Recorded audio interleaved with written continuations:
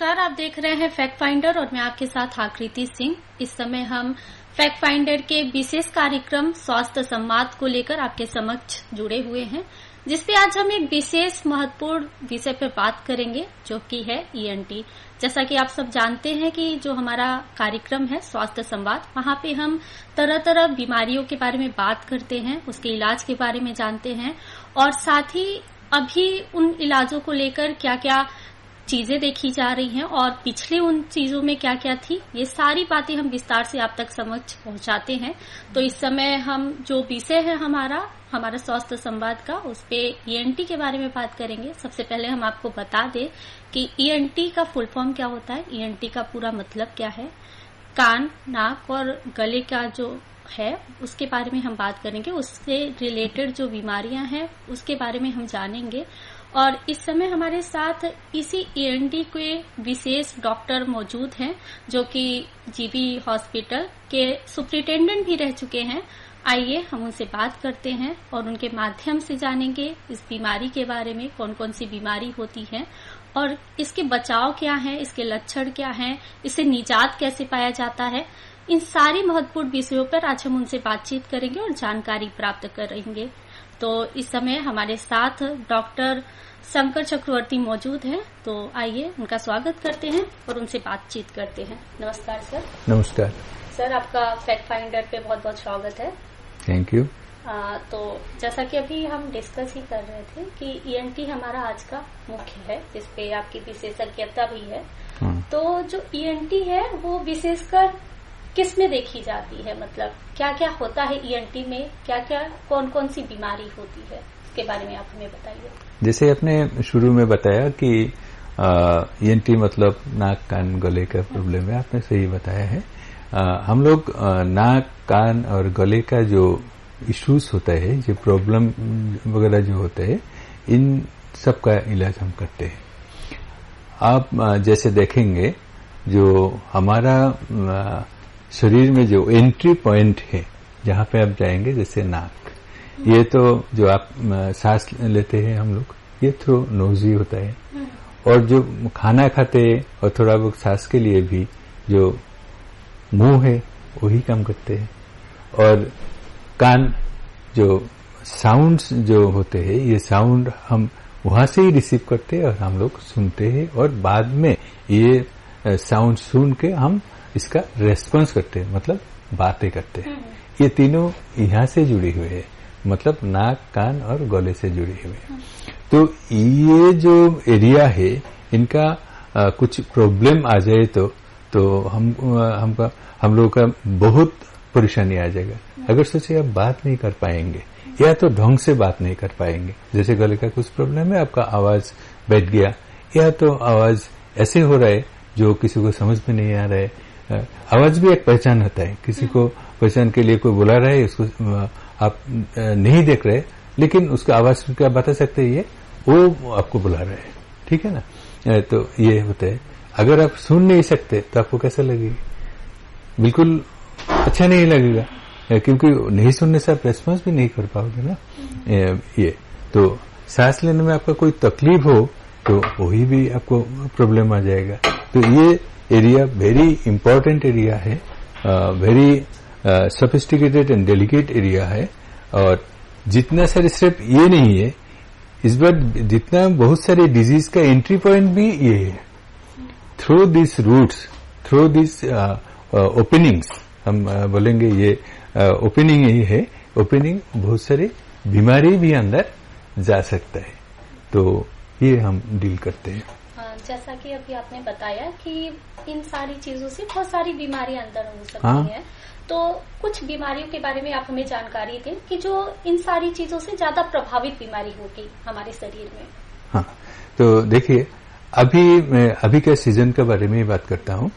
अभी जैसे विंटर शुरू हो गया, विंटर हो रहा है, तो इसी टाइम में क्या होता है, ज्यादा ड्राई, पूरा एटमॉस्फेयर ड्राई हो जाता है। जो एनवायरनमेंट है ये ड्राई हो जाते हैं, इसमें बारिश नहीं होते और जो ह्यूमिडिटी है वो भी बहुत कम हो जाते हैं। तो ड्राइनेस सब जगह में होता है। और साथ साथ में ड्राइनेस के लिए इनका एनवायरनमेंट में जो डस्ट वगैरह होता है, पोलन वगैरह होता है, ये सब ज्यादा हो जाता है। मतलब इसको ये सब का इधर उधर घूमने का ज्यादा मौका मिल जाता है। डस्ट ज्यादा होता है। अभी आप रास्ते पे में चलोगे तो आप देखोगे कि बहुत डस्ट होता है, क्योंकि ड्राई वेदर है, जो हवाई है वो ड्राई है। तो ऊपर से थोड़ा वक्त विंटर के लिए लोगों को पानी पीना भी ठीक उतना, जैसे गर्मी में हम लोग जितना पानी पीते हैं, जब विंटर आ जाते हैं हम लोग उससे कम पानी पीते हैं। लोगों को पानी पीने का इतना मन नहीं करता है, या तो कोई लोग अच्छा इतना ठंडा है नहीं पीना है, ऐसा होता है बच्चों का, या तो कुछ बड़ों का भी ऐसा हो सकता है। तो क्या होता है, ये ड्राइनेस के लिए हम लोगों का जो नेजल एयरवे आप पकड़ो या तो ओरल रूट पकड़ो, जो भी हो, यहाँ पे जैसे हमारा स्किन होता है ऐसे वहां पे अंदर का एक लेयर होता है, इसको हम म्यूकोसा बोलते हैं। तो ऑटोमेटिकली ड्राइनेस के लिए वो म्यूकोसा भी थोड़ा वक्त ड्राई हो जाते हैं, उसका हाइड्रेशन कम हो जाते हैं, जिसको हम डिहाइड्रेशन बोलते हैं, डिहाइड्रेटेड हो जाते हैं। तो ये डिहाइड्रेशन होने से म्यूकोसा जब डिहाइड्रेटेड हो जाते हैं तब वो ज्यादा वल्नरेबल हो जाते हैं इरिटेशन के लिए। वो सिंपल कुछ चीजों में इरिटेट हो जाते हैं, और ये और भी वल्नरेबल हो जाते हैं कुछ इन्फेक्शन के लिए। तो अभी और एक इंटरेस्टिंग चीज है, अभी का जो सीजन है, ये winter season, particularly November to February March, ये जो सीजन होता है, ये जो टाइमिंग्स होता है, ये टाइमिंग्स में वायरल एक्टिविटी, जो वायरस होता है, आपको पता होगा बहुत सारे वायरसों का इन्फेक्शन के बारे में, जैसे कुछ साल पहले हम लोग, अभी भी चल रहे हैं, लेकिन कुछ साल पहले हम लोगों ने पेंडेमिक देखा है कोविड का। ऐसा वायरल का एक्टिविटी भी इस टाइम में ज्यादा हो जाता है, बिकॉज ऑफ फेवरेबल एनवायरनमेंट। वो वायरस के लिए जो चाहिए, जैसा एनवायरनमेंट चाहिए, वो इसी टाइम का एनवायरनमेंट है। तो ये टाइम में आपका जैसे साइनस होता है, हमारा एयर स्पेस होता है, 4 पेयर साइनस होता है यहाँ पे, जैसे आपका स्फेनोइड साइनस ऊपर में होता है, फ्रंटल साइनस होता है, इथमोइडल होता है, मैक्सिलरी होता है, ये सब साइनस का बीमारी ज्यादा हो जाते हैं। उसके बाद कोल्ड के लिए हमारा जो टॉन्सिल, सब लोगों को पता होता है, टॉन्सिल का बीमारी ज्यादा हो जाते हैं। कुछ नाक में एलर्जिक राइनाइटिस, ये सब ज्यादा हो जाते हैं। जिन लोगों का आपके वो एस्थमा होता है ना, सांस फूल जाता है बीच बीच में, जो प्रॉब्लम होता है, ये क्रोनिक बीमारी होते हैं, ये सब भी ये टाइम में ज्यादा हो जाते हैं। मतलब हम इसको बोलते हैं एक्सजर्बेशन, ज्यादा ये टाइम में ज्यादा हो जाते हैं। से आप हर टाइम में ये सब बीमारी आपको नहीं होते, लेकिन कुछ सीजन में आपको हो जाते हैं। हम इसको सीजनल एलर्जी बोलते हैं।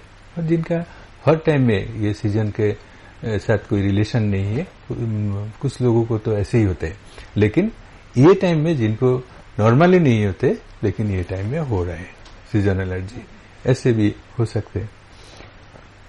कान में हो सकते हैं, कान का कुछ बीमारी, जैसे अभी के वेदर में जब ठंडे में कुछ जा रहे तो कान पेन हो सकते हैं आपकी।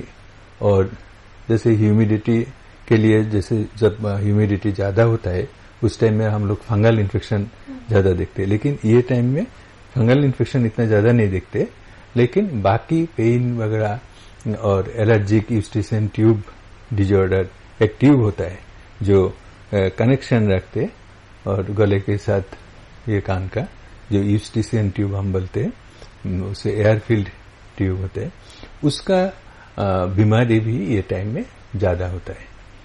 इट में भी बिकॉज ऑफ एलर्जी हो सकता है, ये कुछ वायरल इन्फेक्शन के लिए हो सकता है, कुछ बैक्टीरियल इन्फेक्शन के लिए, ये सब ये टाइम में ज्यादा होता है। मतलब टोटल ईएनटी का जो डिजीज होता है, और भी बहुत सारी बीमारी है, ईएनटी का जो डिजीज होता है, जो एलर्जी के साथ जुड़े हुए, जो वायरल एक्टिविटी के साथ जुड़े हुए, और थोड़ा बहुत बैक्टीरियल इस टाइम में थोड़ा बहुत कम ही होता है, वायरस का ज्यादा होता है। ये सब बीमारी ये टाइम में मतलब विंटर के शुरू में या विंटर में ज्यादा होता है। अभी आपने जिक्र किया कुछ बीमारियों का, तो साइनस से ही एक रिलेटेड बीमारी है या साइनस का ही एक रूप माना जाता है, जो होता है स्नोफीलिया। हाँ। स्नोफीलिया जो कि सबके अंदर होता है, हम सब जानते हैं स्नोफीलिया सबके अंदर, बस स्नोफीलिया के परसेंट ज्यादा बढ़ते हैं तो उसको स्नोफीलिया बीमारी हो जाती है, उसमें देखा जाता है। तो क्या उसके पीछे के कारण है कि स्नोफीलिया बढ़ता है और ठंड के मौसम में इसका प्रभाव ज्यादा देखने को मिलता है? देखिए, एक्चुअली हमारा जो ब्लड होता है ना, ब्लड का दो कंपोनेंट होता है, एक लिक्विड कंपोनेंट, एक सॉलिड कंपोनेंट। जो लिक्विड कंपोनेंट होता है वो हम बोलते हैं प्लाज्मा, और लिक्विड वाला, और सॉलिड में कुछ चीज होता है जैसे आरबीसी, डब्ल्यूबीसी, प्लेटलेट, ये सब। तो आपने जो यूसिनोफिल के बारे में बताया, जब यूसिनोफिल बढ़ जाते हैं तब हम इसको बोलते हैं यूसिनोफिलिया। मतलब यूसिनोफिल जितना नॉर्मली होना चाहिए इससे ज्यादा है। तो यूसिनोफिल डब्ल्यूबीसी एक तरह का डब्ल्यूबीसी मतलब व्हाइट ब्लड सेल का एक पार्ट है, जैसे न्यूट्रोफिल, यूसिनोफिल, बेसोफिल, लिम्फोसाइट, ये सब आपकी होता है। तो जब एलर्जी कुछ रिएक्शन शरीर में होता है तब इसका जरिए में यूसिनोफिल काउंट, जो नॉर्मल काउंट यूसिनोफिल का होता है, वो काउंट बढ़ जाता है, ब्लड में बढ़ जाता है। तब एक लेवल होता है उससे ज्यादा, जैसे एब्सोल्यूट यूसिनोफिल काउंट हम बोलते हैं, ये जब 440 के ऊपर हो जाते हैं, 440 से ज्यादा हो जाते हैं, तब हम इसको बोलते हैं यूसिनोफिलिया। और एलर्जी के लिए, एलर्जी जब होता है तब एलर्जिक यूसिनोफिलिया होता है। और ये जिनका एस्मा है या तो कोई एलर्जिक बाकी कुछ मैनिफेस्टेशन है, तब दिखाई देते हैं कि ब्लड में यूसिनोफिल काउंट ज्यादा हो जाते हैं। तो सर, हमने ये भी देखा है कि जो बीमारी का भी जिक्र हम कर रहे हैं, जिसके बारे में हम बात कर रहे हैं, वहां पे मैंने देखा कि ये जेनेटिक भी होता है। जैसे कि हमारे माँ या बाप को किसी को हुआ हो, माता पिता को, उसके बच्चों को भी होता है ये चीज। तो क्या ये जेनेटिक है या फिर ये एक धारणा बना दी गई है कि ये माँ बाप से आ सकती है ये बीमारी? इसके बारे में थोड़ा आप हमें बताएं। ये देखिए, हर बीमारी का हम लोग कैसे स्टडी करते हैं। हम देखते हैं जो बीमारी है उसको बीमारी क्या है, इसका कॉज क्या है। बहुत सारी बीमारी होते हैं जिसका कॉज पता नहीं चलता है, तो हम उसको बोलते हैं कि अननोन कॉज। अननोन कॉज मतलब ऐसा नहीं है, कॉज अगर हो सकता है कुछ कॉज होगा या तो कुछ कॉज है, लेकिन हम लोगों को पता नहीं है। अभी तक मेडिकल साइंस के जितना सारे रिसर्च हुआ है, जितना सारे लिटरेचर्स है, जितना सारे डॉक्यूमेंटेशन है, उसमें इसका कॉज अभी तक आइडेंटिफाई नहीं हुआ। ऐसा कुछ हो सकता है। कुछ बीमारी है थ्रू जेनेटिक, उसमें ट्रांसफॉर्म होता है, वो हो सकता है। कुछ बीमारी है फैमिली में चलता है, तो हेरिडिटरी हम बोलते हैं। कुछ बीमारी है जी एलर्जी के लिए हो रहा है, हम उसको कॉज एलर्जी मानते हैं। कुछ बीमारी है जो वायरस के लिए हो रहा है, उसके कॉज हम वायरस के लिए मानते हैं। कुछ बीमारी है जो बैक्टीरियल इन्फेक्शन या तो फंगल इन्फेक्शन या तो पैरासाइटिक इन्फेक्शन, ये सारे ऐसे बहुत सारे चीज है ये सब के लिए। कुछ बीमारी है, दूसरा कुछ बीमारी है जिसका सेकेंडरी मैनिफेस्टेशन से हो रहा है, ऐसा हो सकता है। ऐसा बहुत सारे कॉज है एक बीमारी के लिए। और एक बीमारी सिंगल कॉज में नहीं भी हो सकते। जैसे आप बोल रहे यूसिनोफिलिया ये जेनेटिक या तो हेरिडिटरी या तो फैमिलियल, जो भी बोले ऐसे हो रहा है कि लोगों में धारणा है। सेम ये एलर्जिक के लिए भी हो सकता है।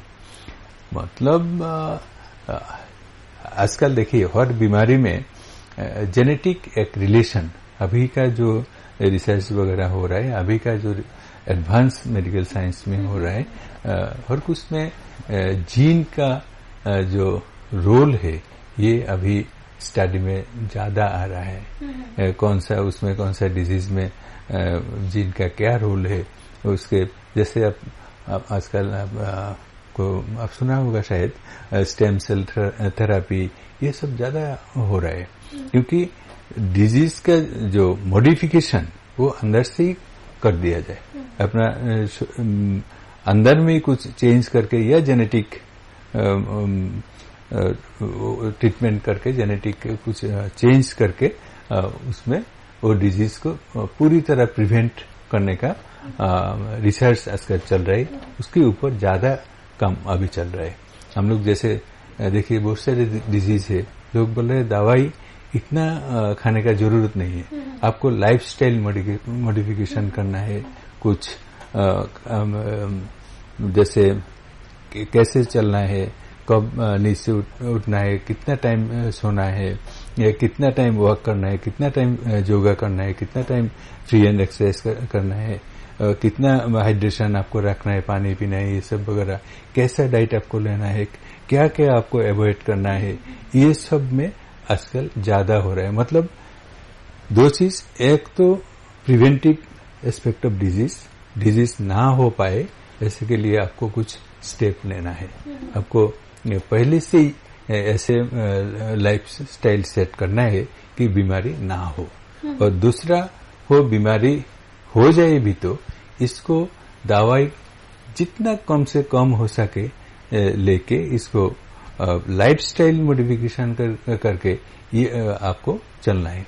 जैसे आप सिंपल चीज आपको मैं बताता हूँ, जब कोविड था तब कोविड का शुरू में कोई दवाई नहीं था, बाद में वैक्सीन आया, तो हम लोग क्या किया, हम लोग पूरा जो नॉर्मल हमारा जो डे टू डे लाइफ था उसको थोड़ा चेंज कर दिया। बोला कि लॉकडाउन, आप बाहर मत निकलो, आप घर में हम जितने सारे लोग रहते एक से एक का डिस्टेंस बना के रखो और अलग से चलो, जितना टाइम हो सके हैंड वॉश करो, और जब भी बाहर जा रहे या किसी के साथ बात कर रहे हो आप मास्क पहन लो। ऐसे बहुत सारे मतलब कोविड प्रोटोकॉल्स ये सब हम लोग ने फॉलो किया। जैसे डॉक्टर हम लोग पेशेंट देखता था तो हम पूरा वो पहन के, गाउन पहन के, एकदम पूरा कोविड का एक स्पेशलिस्ट वो था, वो पहन के हम पीपी किट बोलता था, पीपी किट पूरा एकदम आपकी पैर से सिर तक, इवन आंखों में भी गॉगल्स, स्पेशलिस्ट गॉगल्स से ये सब लगा के ट्रीटमेंट तो बंद नहीं था, ट्रीटमेंट चलता रहता, तो ये सब करना पड़ता था। ये जो मॉडिफिकेशन है ये सब कुछ हर डिजीज के लिए, ऑलमोस्ट बहुत सारे डिजीज के लिए सिमिलरली एप्लीकेबल, लेकिन हम लोग मानते नहीं है। अभी जो मास्क पहनना, मास्क सब कोविड के लिए नहीं, अभी जो सीजन चल रहा है ये सीजन में तो पर्टिकुलरली ये सीजन में मास्क आपको बहुत सारे फायदा दे सकते हैं। अब जो जा रहे बहुत सारे डस्ट, पोलेन, ये सब अभी एनवायरमेंट वेदर के लिए, जैसे बोला ड्राई वेदर चल रहा है, इसको आपको बचाएंगे, आप अंदर में ये सब नहीं जाएंगे। साइंटिफिकली आप बहुत कुछ बोल सकते हैं, जो पोर है मास्क का और वायरस का साइज और या बैक्टीरिया का साइज, इसमें डिफरेंस है, ये सब ठीक है, ये साइंटिफिक दूसरा पार्ट है, लेकिन आपको बहुत फायदा मिलेगा जब आप ये यूज करेंगे। हम लोग बेसिकली ये सब बोल रहे, क्यों हम बोल रहा था कि जेनेटिक इसमें कितना कॉज है, there is some role, but आज तक ऐसा कोई डेफिनिट जैसे हमारा है और हमारा जो सिबलिंग से इसके होगा ही होगा ऐसा कुछ नहीं है। इसमें किसको सिबलिंग को हो भी सकता है, किसको नहीं भी हो सकता है। जेनेटिक भी दूसरा वो है, और किसी का नहीं होता है, और सब लोग एस्केप भी नहीं कर सकते। अब ऐसा भी हो सकता है सब लोग एस्केप कर लिए, ऐसा भी हो सकता है। तो उसमें रोल तो है, लेकिन कितना है वो स्टिल अंडर स्टडी, ये सब अभी तक चल रहा है, तो फाइनली पता चलेगा, लेकिन है तो। और ये सारी जितनी बीमारियां आप बताए जिसका अभी हम बात कर रहे थे, तो उसमें हमने देखा कि कोई एक परमानेंट उपचार नहीं है। जैसे कि इन्फेक्शन हुआ, स्नोफिलिया का इन्फेक्शन हुआ, स्नोफिलिया किसी का बड़ा, हम दवा खाए और उसके बाद ठीक हो गया। बट एक कोई बीमारी होती है तो उसका ट्रीटमेंट होता है कि हाँ ये दवा ये कोर्स करने के बाद आपको नहीं होगा। तो ऐसी कोई दवा या फिर ऐसा कोई कोर्स बना है साइनस जैसे बीमारियों के लिए या स्नोफिलिया जैसे बीमारियों के लिए कि एक स्टेज पे आने के बाद ये कोर्स कंप्लीट करने के बाद ये आगे नहीं होगा? देखिए, डिजीज का कुछ चीज होता है, जैसे कुछ डिजीज होता है जो हम प्रिवेंट कर पाएंगे, जैसे हम बोलते हैं प्रिवेंटेबल डिजीज। कुछ डिजीज होता है जिसको हम कंट्रोल कर सकते हैं, इसका ना क्यूर होगा ना डिजीज हो गया तो प्रिवेंशन का तो बात नहीं है, वो चलते रहेगा, बट हम लोग इसको कंट्रोल कर पाएंगे। कुछ डिजीज है जिसको हम क्यूर कर सकते हैं, ट्रीटमेंट है, कंप्लीट ट्रीटमेंट हम कर सकते हैं।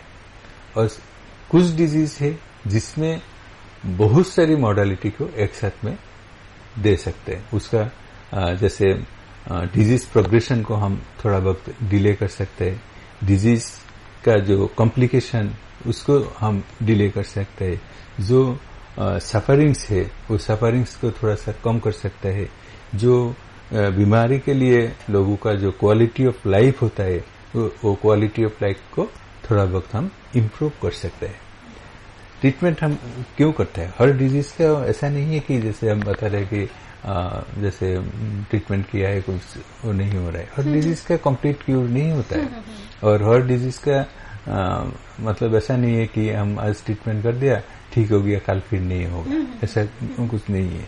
तो इसलिए जैसे प्रिवेंटेबल डिजीज में ज्यादा वक्त होता है आपकी वायरल डिजीज। जैसे आपको पता ही होगा बहुत सारे वैक्सीनेशन हम लोग देते हैं, जब बच्चों से लेके एल्डरली एडोलेसेंट लोगों को हम बहुत सारे वैक्सीन देते हैं। एक टाइम में जैसे पोलियो बहुत डेंजरस था, पूरा वर्ल्ड में बहुत सारे लोग पोलियो के लिए मर जाता था, या तो जैसे मोर्टेलिटी भी जैसे ज्यादा था और मॉर्बिडिटी भी बहुत ज्यादा था, मतलब ऐसे डिफॉर्मिटी हो जाता था जो क्वालिटी ऑफ लाइफ बहुत खराब चलता था। तो ये अब आजकल आपको इतना नहीं मिलेगा, ऑलमोस्ट नहीं है, बहुत कम। कैसे हो गया? ये वैक्सीन के लिए, मतलब ये वैक्सीन प्रिवेंटेबल डिजीज है। बहुत पहले डिप्थीरिया बहुत सारे था, लेकिन वो भी आजकल इतना नहीं मिलेगा क्योंकि वैक्सीन कंटिन्यू चल रहा है, वैक्सीन प्रिवेंटेबल है। पार्टोसिस और होपिंग कफ जिसको हम बोलते थे वो, टिटेनस, ऐसे सारे बहुत, ट्यूबरकुलोसिस अभी भी प्रोग्राम चल रहा है। एक वैक्सीन हमारा जो यूनिवर्सल इम्यूनाइजेशन प्रोग्राम है उसमें वैक्सीन देते हैं बार्थ टू अप टू आपकी 16 एज तक। और आजकल नया कुछ vaccine, hepatitis vaccine, hepatitis B, ये सब वैक्सीन आ गया। और नया में जुड़ गया जैसे महिलाओं को, फीमेल्स को जो सर्वाइकल कैंसर जो होता है, ये बहुत प्रॉब्लमेटिक है। हमारा जो फीमेल कैंसर डेथ में ये एक इम्पोर्टेंट कॉज है, और क्वालिटी ऑफ लाइफ में भी ये बहुत मतलब बहुत खतरनाक साबित हो सकता है। तो इसके लिए भी प्रिवेंटेबल, इसकी भी वैक्सीनेशन चल रहा है। हमारा वो इंडियन मेडिकल एसोसिएशन और फोक्सी गायनेकोलॉजिकल एसोसिएशन ये सब मिलके चल रहे हैं। ये सब प्रिवेंटेबल। और क्यूरेबल डिजीज क्या होता है? जैसे किसी का टीबी हुआ है, तो आजकल टीबी का इतना अच्छा ट्रीटमेंट है, ये पूरा कोर्स ट्रीटमेंट कंप्लीट ट्रीटमेंट होने के बाद देखा जाता है टीबी कंप्लीट हो गया। किसी का मलेरिया हुआ तो हम उनको ट्रीटमेंट अगर टाइमली कर सकते हैं तो इनका कंप्लीट ट्रीटमेंट हो जाता है। तो ऐसे मतलब बैक्टीरियल इन्फेक्शन वाला जितना सारी है, ये सब के लिए हम, और भी कुछ बीमारी है जिसका ट्रीटमेंट हम कंप्लीट करने से उनका उससे छुटकारा मिल जाएगा. ही विल बी क्यूर्ड, ही और शी विल बी क्यूर्ड.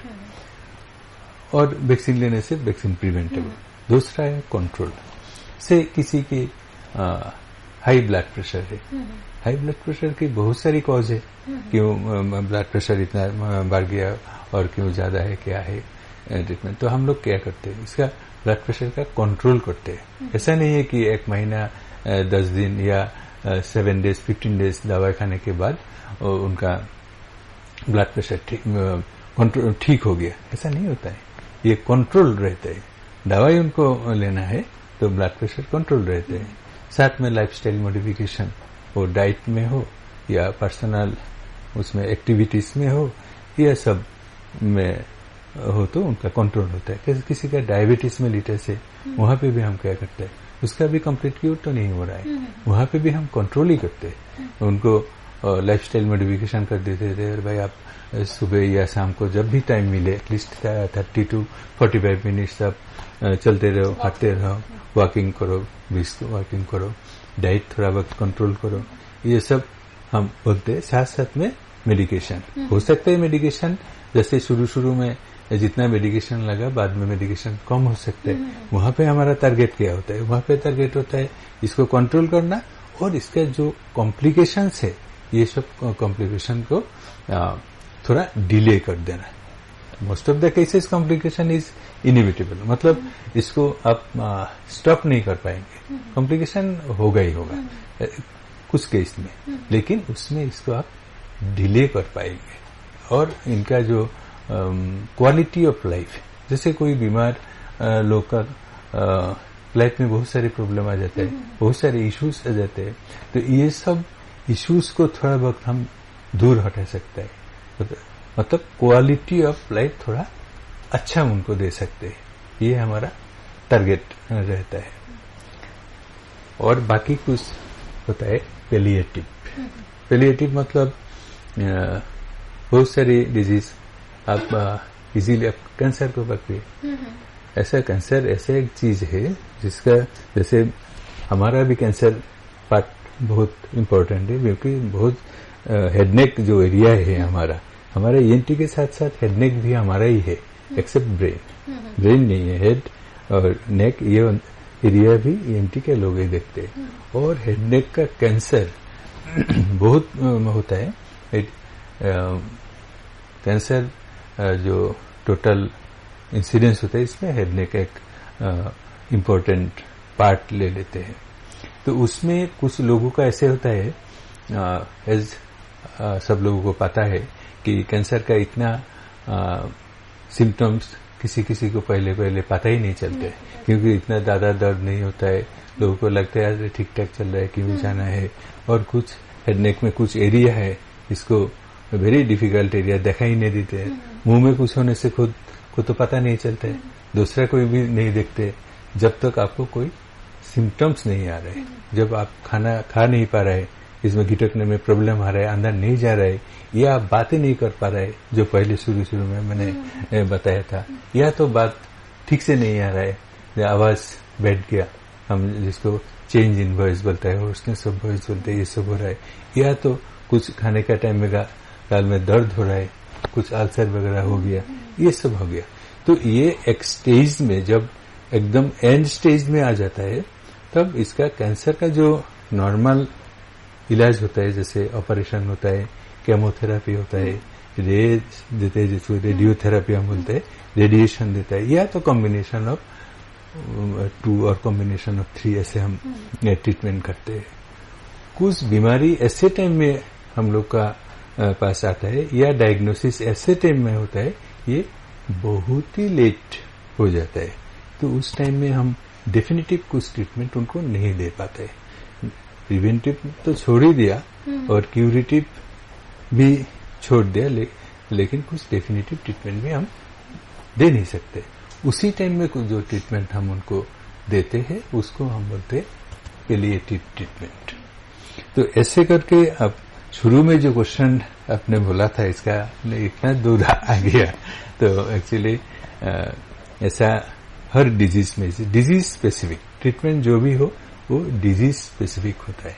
उसमें क्या कौन सा ट्रीटमेंट होना चाहिए, कौन सा होना चाहिए, और जेनेटिक कौन से आते हैं वो भी डिजीज स्पेसिफिक, कौन सा डिजीज कैसे आ रहा है, कैसे हो रहा है, और जेनेटिक उसमें उसका क्या रोल है, ये सब इंडिविजुअल डिजीज के बारे में जब हम बात करते रहेंगे उसी टाइम में आपको पता चलेगा। ऐसे इन जनरल आप बोल नहीं सकते कि इनका फैमिली का इसका ये प्रॉब्लम है तो बच्चों का भी हो सकता है और बाकी लोगों का भी हो सकता है, ऐसा नहीं है। हर डिजीज के लिए इट्स नॉट ट्रू। तो आपको इंडिविजुअल डिजीज के बारे में बात करना पड़ेगा, तभी पता चलेगा। सर जैसे कि हम देख रहे हैं कि अभी सीजनल चेंज हो रहा है और हर टाइम जो सीजनल चेंज होता है उसमें जो इन्फेक्शन और बैक्टीरियल डिजीज होते हैं वो ज्यादा प्रभावित करते हैं। तो दवा और ट्रीटमेंट तो है ही, लेकिन घरेलू या फिर खुद को फिट रखने के लिए क्या क्या करना चाहिए डेली लाइफ में?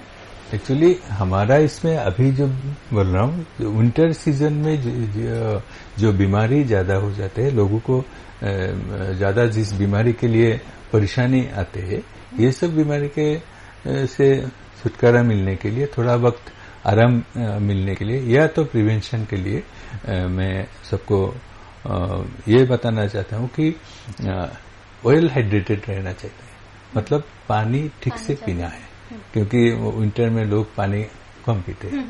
तो ये पानी ठीक से पीने से क्या होता है, जो ड्राई एयर के लिए पहले ही मैंने बताया, जो हमारा अंदर का जो नेचुरल ओपनिंग से, नोज हो या माउथ हो या ईयर हो, उसमें जो म्यूकस मेम्ब्रेन है वो ड्राई और इरिटेशन प्रोन नहीं हो जाएगा, तब इन्फेक्शन भी कम होगा और एलर्जन उसमें काम कम कर देगा, एलर्जी भी कम होगा। Number 1 hydration. नंबर 2 सेल्फ, मतलब अपने अपने को क्लीन रखना है, पर्सनल हाइजीन ठीक ठाक ढंग से मेंटेन करना है। दूसरा, ये सब डस्ट, पोलन, ये सबको एवॉइड करना है जितना हो सके। आप मास्क पहन सकते हैं जब आप बाहर निकल रहे हैं। तो जो ड्राई हीट, ज्यादा ठंड के, अभी तो इतना ठंड नहीं है, लेकिन ज्यादा ठंड जब होता है ना, तो लोग घर में कुछ रूम हीटर या तो दूसरा कुछ रखते हैं, dry heat. That dry heat भी अंदर में कुछ प्रॉब्लम क्रिएट करते हैं। सेम थिंग, म्यूकोसा को ड्राई कर देते, इरिटेट करते, ये सब से दूर रहना है। और न्यूट्रिशन प्रॉपरली मेंटेन करना है, फ्रूट्स, वेजिटेबल्स, ये सब ठीक ठाक, प्रोटीन इंटेक ठीक ठाक रखना है। दूसरा, जो स्मोक्स या अल्कोहल, ये सब से दूर रहना है। तो मतलब ये आपकी मेंटेन करने से, ये मान के चलने से थोड़ा वक्त ये टाइम में जितने सारी बीमारी हो सकता है ये थोड़ा कम होगा। और ऐसा भी हो सकता है बिल्कुल नहीं भी होगा, ऐसा भी हो सकता है। तो आपको ये सब मान के चलना है और लाइफस्टाइल को ढंग से मेंटेन करना है। सर अभी तक हमने ईएनटी के बारे में बात की कि क्या क्या डिजीज होते हैं और उसके बचाव के लिए और उसके ट्रीटमेंट के लिए आपने बताया कि क्या क्या करना चाहिए। ये सारी चीजें तो हमने बात की, हमारा जो आज का विषय ही था ईएनटी पे, उस पर हमने बात किया। और हमारा एक और विषय है, जैसे कि हम सब जानते हैं कि आप जीबी हॉस्पिटल के सुप्रिंटेंडेंट रह चुके हैं, तो उसी से रिलेटेड हमारा एक क्वेश्चन है कि जब हम जीबी के बारे में जानते हैं कि हम सुनते हैं या मानते हैं कि जीबी त्रिपुरा राज्य का सबसे बड़ा रेफरल हॉस्पिटल है। तो जो हॉस्पिटल है वहाँ पे हम देखते कई बार कि जो मरीज आते हैं बेड की कमी की वजह से या फिर ट्रीटमेंट की वजह से, लोग ऐसे ही बाहर, मतलब जो वार्ड रहते हैं वहाँ पे बाहर रहते हैं, लेकिन उनको बेड नहीं मिलता और बाद में देखा जाता है कि वो सर्वाइव नहीं कर पाते और लास्ट में उनका मृत्यु हो जाता है। तो इतने प्रोसीजर के बाद इतना बड़ा हॉस्पिटल है, क्या चीजें कमी रह गई कि वो लोग ट्रीटमेंट सही उन तक नहीं पहुंच पा रहा है, कि बेड उनको नहीं मिल पा रहा है? इसके पीछे के कारण थोड़ा हमें बताएं। ये तो आपने ठीक बताया कि जीबी त्रिपुरा का सबसे बड़ा हॉस्पिटल है और मैं जीबी में काम किया था। और last 2-3 days back only GB से मैंने दूसरा ऑफिस में ज्वाइन किया। देखिए जीबी में हर दिन डेवलपमेंट हो रहा है। आपको पता है जीबी 1961 में ओनली 80 बेड्स से शुरू हुआ है। अभी जीबी का बेड स्ट्रेंथ है 1413। तो जीबी का जो अथॉरिटी है और गवर्नमेंट ऑफ त्रिपुरा और department of health and family welfare सब लोग ट्राई कर रहे हैं जीबी का डेवलपमेंट के लिए। तो जैसे आप बता रहे हैं कि लोगों को बेड नहीं मिलते हैं, ऐसा बिल्कुल ऐसा नहीं है। हर डिपार्टमेंट में ठीक ठाक है। एक दो डिपार्टमेंट में नंबर ऑफ पेशेंट थोड़ा बहुत ज्यादा होते हैं, तो उसमें कुछ दिनों के लिए बीच में बेड नहीं मिलता था, या तो अभी भी थोड़ा वक्त इश्यूज है। लेकिन वो कुछ मेजर्स लिए गया है, कुछ स्टेप्स लिए गया है। अभी ये बहुत कम हो गया और मुझे लगता है रिसेंट फ्यूचर में ये बिल्कुल बंद ही हो जाएगा और लोगों को बेड मिलेगा। इससे तो पता चलता है जीबी के ऊपर लोगों का कॉन्फिडेंस है। जैसे लोग ज्यादा यहाँ पे आ जाते हैं, ऐसे हॉस्पिटल तो और भी है। सर कॉन्फिडेंस के साथ साथ जीबी एक गवर्नमेंट हॉस्पिटल भी है, तो पैसे कम लगने की वजह से जिनकी आर्थिक स्थिति ठीक नहीं है, विश्वास के साथ साथ उनकी मजबूरी भी है कुछ लोगों की, जिनकी आर्थिक स्थिति ठीक नहीं है, वो तो जो बड़े हॉस्पिटल हैं वहां का ट्रीटमेंट एफोर्ड नहीं कर पाएंगे। बट जीबी एक ऐसा हॉस्पिटल है जो हमको जीने का एक रास्ता दिखाता है कि हाँ, कम पैसों में एक बेहतर ट्रीटमेंट मिलेगा। तो भरोसे के साथ साथ लोगों की मजबूरियां भी हैं, ये भी हम कह सकेंगे। और सर जैसा कि आपने बताया कि आने वाले टाइम में बेड्स बढ़े, जैसे शुरुआत हुआ कम बेड से शुरू हुआ, और आने वाले टाइम में और बढ़ेगी और जीबी में और फैसिलिटीज प्रोवाइड किए जाएंगे। लेकिन हम कुछ न्यूज या फिर कुछ केसेस ऐसे पढ़े, हम खुद कवर किए, हमारा न्यूज चैनल कवर किया केस, कि कुछ परिजन जो आते हैं उनका आरोप रहता है कि जो डॉक्टर हैं या जो फैसिलिटीज हैं या फिर जो कर्मचारी हैं वहां के, उन लोगों से सहयोग नहीं मिला, इस वजह से उनके जो पेशेंट रहते हैं उनकी मृत्यु हो जाती है। तो ये बात कहाँ तक सच है? ये लोगों में एक धारणा बन चुकी है जीबी को लेके, तो इसके बारे में आप कुछ हमें बोलना चाहें तो। देखिए, मैं ऐसा न्यूज हम लोगों ने भी देखा है, लेकिन एक चीज मैं आपको बताता हूं। ऐसा डेफिनिट कुछ कंप्लेन कोई पेशेंट पार्टी या किसी से हम लोगों को नहीं मिला। पेपर में हम लोगों ने देखा है, और दूसरा कुछ एजेंसी इसके बारे में बोला है। इतना तो हम लोगों ने देखा। जो भी हो, नेग्लिजेंस था ऐसा कुछ रिपोर्ट मैंने नहीं देखा। नेग्लिजेंस नहीं है। और देखिए, हम लोग का जो ट्रीटमेंट या तो जो फैसिलिटीज या तो जो आप एक्सपेक्ट वहां पे कर रहे हैं, उतना लेवल आपको नहीं मिला। ऐसा हो सकता है, ऐसा आपने कोई बोल भी सकता है। तो ये हो सकता है, लेकिन किसी ने जो जितना कोऑपरेशन, जितना इम्पोर्टेंस और जितना केयर देना चाहिए था, ये सब नहीं हुआ। ऐसा कुछ मैंने नहीं देखा, या तो हमारे पास ऐसा कुछ कंप्लेन उसी टाइम में कुछ पेशेंट पार्टी या तो किसी ने नहीं किया। पेपर ये सब में हम लोगों ने देखा कुछ टाइम में, और उसी टाइम में हम लोग की तरफ से इंक्वायरी हुआ, और कुछ तो बाहर कुछ एजेंसी ने भी इंक्वायरी किया है। तो ये सब तो किया है। हाँ, ये तो डेफिनेटली जो आपने जो बताया, मैं भी इसके साथ सहमत हूँ, क्योंकि GB as a highest tertiary level government hospital, उसमें सब लोगों का वहाँ पे ही अल्टीमेटली भरोसा रखना है, अल्टीमेटली जाना है, सब कुछ वहाँ पे अच्छा ही होना चाहिए। तो जहाँ पे मैं फिर आपको यही बताऊंगा, जहाँ पे थोड़ा बहुत कमियां हैं, जहाँ पे और भी डेवलपमेंट कर सकते हैं, और GB authority, government, department of health, सब लोग ट्राई कर रहे हैं। सब लोग ट्राई कर रहे हैं कि इसको और भी अच्छा बनाए, क्योंकि भरसा के लिए हम लोग हर लोगों का त्रिपुरा का अल्टीमेटली फॉर ट्रीटमेंट पर्पस जो भरसा का स्थल है वही जीबी है, वहां पे सब लोगों को जाना है।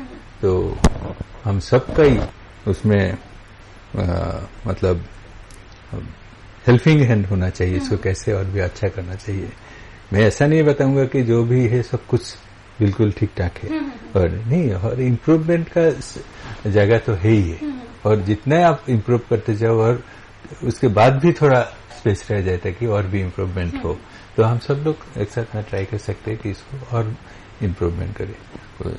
आप लोग ऐसे जैसे मीडिया एक्सपर्ट्स थे, आप लोग वो है, आप लोग भी सजेशन दे सकते हैं, most welcome. Definitely government will take it in consideration. अब जो बताएंगे कैसे और भी अच्छा कर सकते हैं, हर लोग बोल सकते हैं, हर लोग दे सकते हैं, इसमें सुझाव दे सकते हैं, सजेशंस दे सकते हैं। मुझे लगता है वो करके हम लोग इसको और भी अच्छा बना पाएंगे, और भी लोगों का जो एक्सपेक्टेशन है उसका नजदीक पहुंच जाएंगे। बहुत बहुत धन्यवाद सर आपका। आपने हमारे साथ इतनी महत्वपूर्ण जानकारी साझा की। तो अभी तक आप सुन और देख रहे थे डॉक्टर सर को, और साथ ही उनसे हम बातचीत की और ईएनटी के बारे में हमने जाना कि क्या क्या कॉजेस होते हैं, कौन कौन सी बीमारियां होती हैं, उसके उपचार क्या है, लक्षण क्या है। साथ ही उन्होंने एक महत्वपूर्ण विषय पे भी बताया कि जैसे मौसम चेंज होता है, बदलाव आते हैं, तो क्या क्या डिजीज हमारे शरीर को प्रभावित करती हैं और उसके क्या क्या लक्षण हैं और उसके उपचार क्या हैं, उसके बारे में भी उन्होंने अपनी जानकारी साझा की।